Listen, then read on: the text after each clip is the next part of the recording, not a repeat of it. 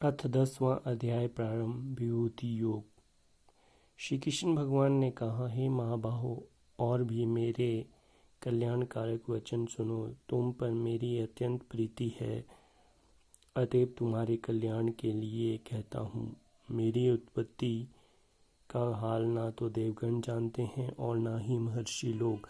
मैं ही देवों और महर्षियों का आदि कारण हूँ, जो मुझे अजन्मा अनादि और सब लोगों का ईश्वर जानते हैं। वे मोह से रहित हो सब पापों से छूट जाते हैं। बुद्धि, ज्ञान, असमोह, क्षमा, सत्य, दम, शम, दुख, जन्म मरण, भय और अभय, अहिंसा, समता, संताप, तप, दान, यश, अपयश इत्यादि जो अनेक प्रकार के भाव हैं, वे सब मुझसे होते हैं। 7 महर्षियों और उनके पहले 4 मनुष्य मेरे मन से उत्पन्न हुए। जगत के समस्त प्राणी उनसे उत्पन्न हुए। जो मनुष्य मेरी इस विभूति को भली भांति जानते हैं, वे निश्चय ही योग से सिद्ध होते हैं। इसमें संदेह नहीं। यह जानकर कि मैं सबका उत्पत्ति का कारण हूँ, मुझ में ही सबकी प्रवृत्ति होती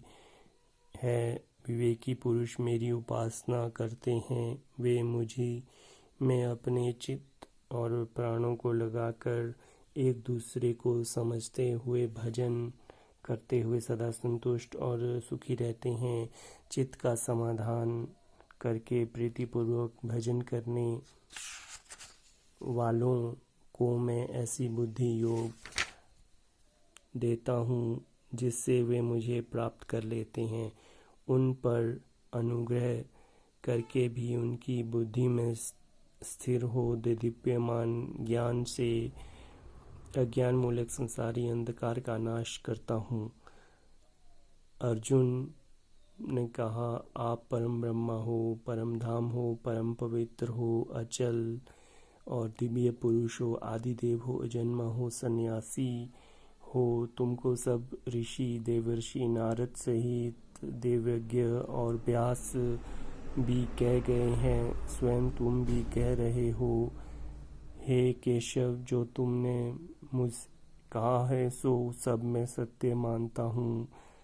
हे भगवान, देवता और दानव इन दोनों ने ही तुम्हारे रूप को नहीं जाना है। हे सब जीवों के उत्पन्न करने वाले भूतेश, हे देव, हे जगतपते, हे पुरुषोत्तम, आप स्वयं ही मन को जानते हैं। अतएव आप अपनी उन विभूतियों का हाल पूर्णता से वर्णन कीजिए, जिनके द्वारा आप इन सब लोकों में व्याप्त हो रहे हैं। हे योगिन, हे भगवान, सदैव आपका चिंतन करता हुआ मैं आपको किस प्रकार से जान सकता हूँ। आपका ध्यान किन किन भावों में करना योग्य है। हे जनार्दन, कृपया अपनी माया और विभूतियों का विस्तार से कहिए। इस अमृत रूप आपकी वाणी को सुनने से मेरा मन तृप्त होता है। श्री भगवान ने कहा, मेरा विस्तार तो अनंत है, मैं तो भी मुख्य मुख्य विभूतियों को मैं तुम्हें सुनाता हूँ। हे गुणाकेश, समस्त भूतों के अंतकरण में रहने वाली आत्मा मैं ही हूँ। मैं ही उनका आदि, मध्य और अंत हूँ। मैं आदित्यों में विष्णु, प्रकाशकों में अनेक किरणों से भूषित सूर्य, मरुद्गणों में मरीचि और नक्षत्रों में चंद्र हूँ। मैं वेदों में सामवेद, देवों में इंद्र, इंद्रियों में मन और भूत मात्र में चैतन्य हूँ। मैं रुद्रों में शिव, यक्ष राक्षसों में 8 वसुओं में चैतन्य हूँ। मैं रुद्रों में शिव, मैं अग्नि और 8 वसुओं में अग्नि और पर्वतों में सुमेर हूँ।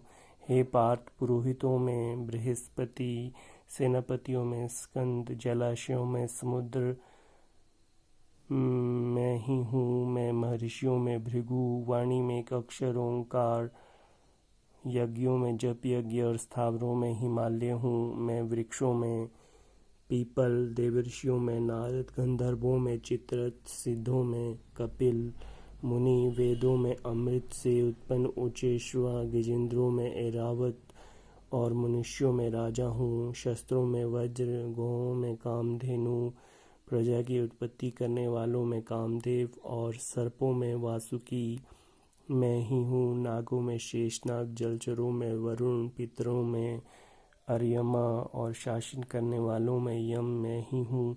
दैत्यों में प्रहलाद, ग्रास करने वालों में काल, मृगों में सिंह और पक्षियों में गरुड़ मैं ही हूँ। शुद्ध करने वालों में वायु, शस्त्रधारियों में राम, मछलियों में मगर, नदियों में गंगा मैं ही हूँ। हे अर्जुन, मैं सब प्राणियों के आदि मध्य अंत, विद्याओं में अध्यात्म विद्या और वाद विवाद मैं ही हूँ। अक्षरों में, समासों में द्वंद्व, अक्षय काल और चार मुख वाला ब्रह्मा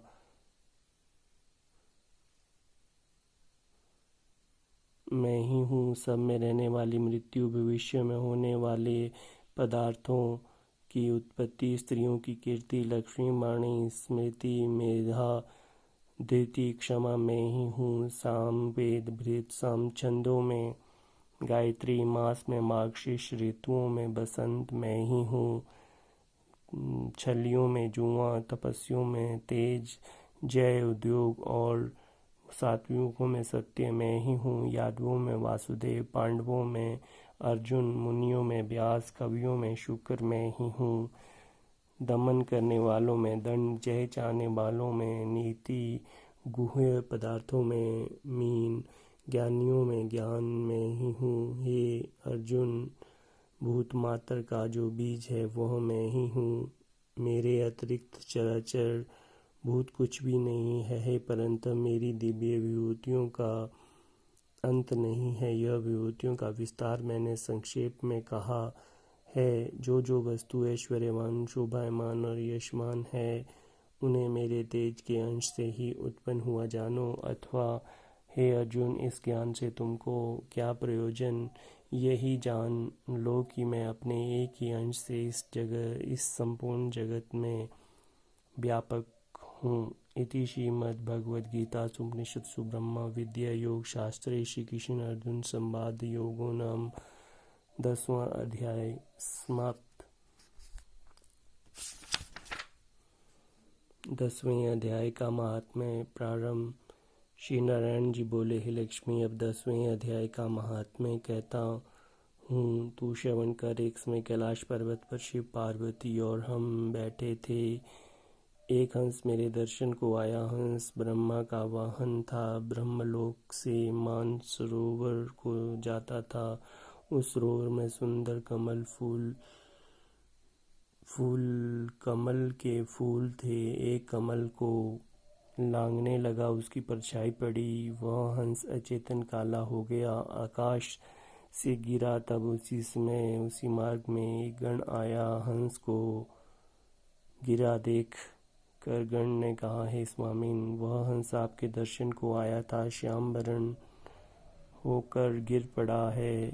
गण मेरी आज्ञा से हंस को ले आए। हमने पूछा, हे हंस, तू श्याम वर्ण क्यों हुआ है? हंस ने कहा, प्रभु जी, मैं आपके दर्शन को आया था। मानसरोवर में कमल थे, मैं उन्हें लांघ कर आया, इससे मेरी देह श्याम वर्ण हो गई। आकाश से गिर पड़ा, कारण जानता नहीं क्या हुआ। यह सुनकर शिव जी हंसे। आकाशवाणी हुई कि मैं शंभु जी कमलिनी से कहा, हे शंभु जी, कमलिनी से पूछो, कहेगी। कमलिनी ने कहा, पिछले जन्म में अप्सरा थी, नाम पद्मावती था। पिछले समय श्री गंगा जी के किनारे एक पंडित स्नान करके गीता के 10वें अध्याय का पाठ किया करता था। एक दिन राजा इंद्र का आसन चला। तब इंद्र ने आज्ञा करी, तू जाकर उस पंडित की तपस्या भंग कर। आज्ञा पाकर मैं उस विप्र के पास गई। उस विप्र ने मुझे श्राप दिया, कहा, हे पापिन, तू कमलिनी हो जा। उसी वक्त मैं कमलिनी हुई। अब मैं गीता के 10वें अध्याय का पाठ करती हूँ। उसी से मेरा तेज है। मुझको लांघने वाला काला होकर अचेतन हो जाता है।